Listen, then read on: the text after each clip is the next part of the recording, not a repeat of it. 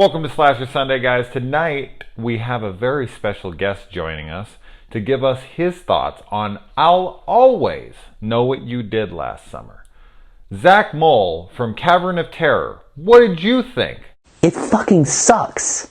Yes, it does, Zach. Yes, it really does. What's really funny about this to me is that I listen to people talk about films that they claim to be the worst horror films or movies they've ever seen. They say stuff like The Bye-Bye Man, or Truth or Dare, or Ouija, or Annabelle. They clearly have never seen this film. Now, I am not saying this is the worst film that I've seen. It is not. I watch really bad shit. But this, especially since it is attached to the I Know What You Did Last Summer franchise, which isn't a fantastic franchise by any means, but it is a fuckload better than this. This kind of reminds me of Candyman 3, Day of the Dead, where it's just like, this shouldn't exist. This shouldn't be counted in the franchise. It is embarrassing to put this alongside of the films that came before it. It's unfair, and it shouldn't be part of a trilogy or a DVD pack with all the entries or whatever. This movie is dreadful. I can't even imagine what the budget was, and I don't know. I didn't look up the behind-the-scenes kind of stuff to see, like, it was purchased by an asylum or something, and then they made a sequel for money.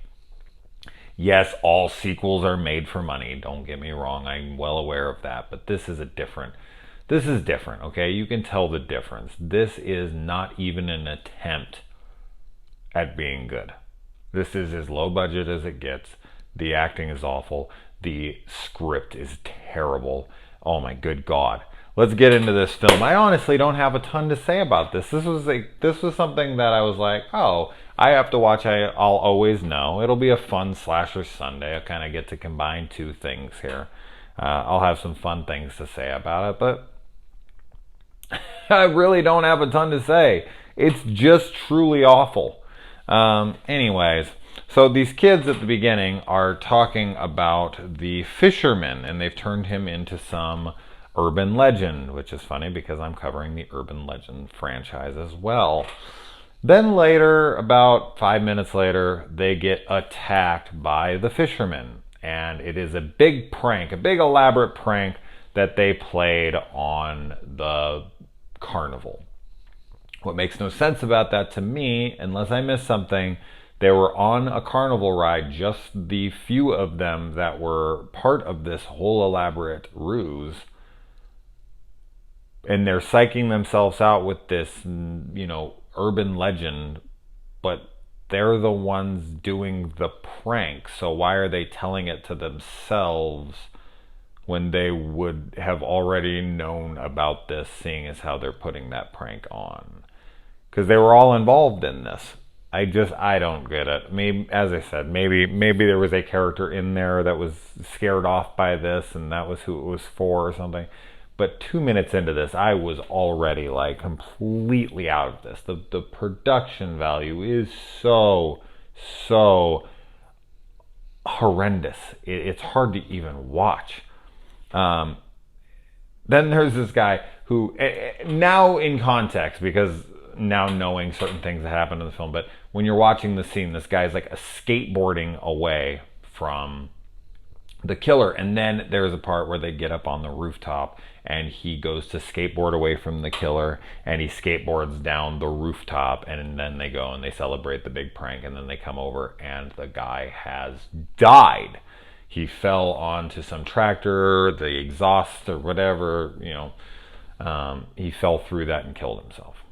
So the thing that actually shocked me about this film, because I had some things written down here, like there's certain things that happen in the film, and one of them is this guy is a lifeguard, and the I Know What You Did or whatever is written in water down on the ground, which would evaporate in like a second, and it does right before his eyes as he looks down, and it's like, he didn't see that guy? How the fuck could someone have possibly done that?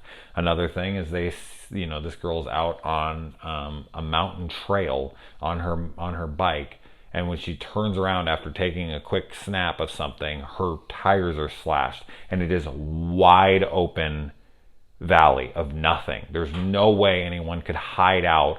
It was just like they'd be standing right there. They'd be hiding behind that small little rock there. Or like whatever. It's like you could find this person 100%. And then there's another scene where she's on a gondola and it's like taking her down, a ski lift. And then the guy's like attacking from above. And it's like suspended 50 feet in the air and there's nowhere to go. And then it just cuts away and it's like, wouldn't you have seen who was up there as soon as you got to the base? Like, they can't get off. And I was really like, how the hell is this possible? And then at the end, they did something that absolutely shocked me. This is a ghost zombie character that comes back after them. It's not some fucking like, somebody looking for revenge. I mean, it is an entity looking for revenge, but it is no living person. It is a dead person who has come back to get revenge, and I'm guessing it's the guy who died, right? But it's his fucking fault. He fucked the trick up. This was their elaborate little joke, their prank. He didn't play his part right. It got them killed. And yes, okay, they hid it. But you did it to yourself. There wasn't really anything to divulge there. Like, you died impaling yourself skating down something. I don't know. Revenge? Coming back from the dead for that? For that? Should they have told the parents need to know that it was a prank? They didn't want to get in trouble for it. He probably would have done the same damn thing. It's not like they killed him. They didn't. He was in on this. So, unless he wasn't. Unless I completely missed that. But they were like, oh man, it was such a sick trick, and he was up there with a skateboard and he went and he jumped down. Is that what, I mean, I don't think so, but I could be completely wrong on this, and that was what happened. And as I said, my brain was so shut off to this film. I was watching it, but I apologize if I'm wrong on this. Please, anybody who's an expert on this movie, I can't imagine one exists. But what the fuck, man? There's no way. It just... Anyway, we got a hot rocker chick in this who has like a fake tattoo, and we get to hear her sing the same song 3 times. And when they're going to try to stop the killer from killing them, she decides to pull out because she has talent agents who are going to come to her show. And she's like, sorry guys, I can't help you stop this killer who's after me. I need to go and perform at a concert. Which, I mean, she's dedicated to her craft. I'll give her that. There's like almost no gore in this film. There's one kill that has some gore, and it's the guy getting like impaled up on the little forklift or whatever.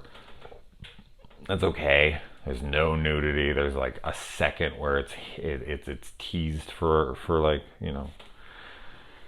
there's like nothing. And then, yeah, as I said, like I was sitting there and the guy gets shot by a shotgun twice. And he gets shot by a handgun a couple times. And then he gets hit by a car dead on. And he just gets right up. And I'm like, how is this possible? And then he pulls it back. And it's like a zombie face, like zombie Jason almost. And then his eyes flash red. And his only weakness is this hook that they have. That was part of the prank, I guess, or something. But he has a hook, and then they have a hook, and the hook can hurt him. It's like his kryptonite. It's not explained why or anything, but it does. And she grabs him and does her little like closing line, like, the secret dies with you, asshole, or some shit. And he sticks it in his head and throws him in this like mulcher or whatever. And then at the end of the movie, he just comes back a year later and kills her anyways. Fuck, this movie's just god awful. I couldn't find anything enjoyable about it at all. Nothing. I mean, that one chick is pretty, but that's not a movie, okay? There's the writing, the acting. I've already kind of harped on everything. I don't want to reiterate. This is a pretty short Slasher Sunday, but yeah, it's just god awful. But anyways, thanks to Zach for coming in on this and adding a little levity there in the beginning. I hope that that gave you guys a little laugh. If you want to subscribe to his channel, go ahead and click in the description below, and I will leave a link to his channel. He's a good buddy of mine, and he does some fun little reviews, so definitely check him out. Other than that, guys, I'll see you tomorrow for Monster Monday. Good night.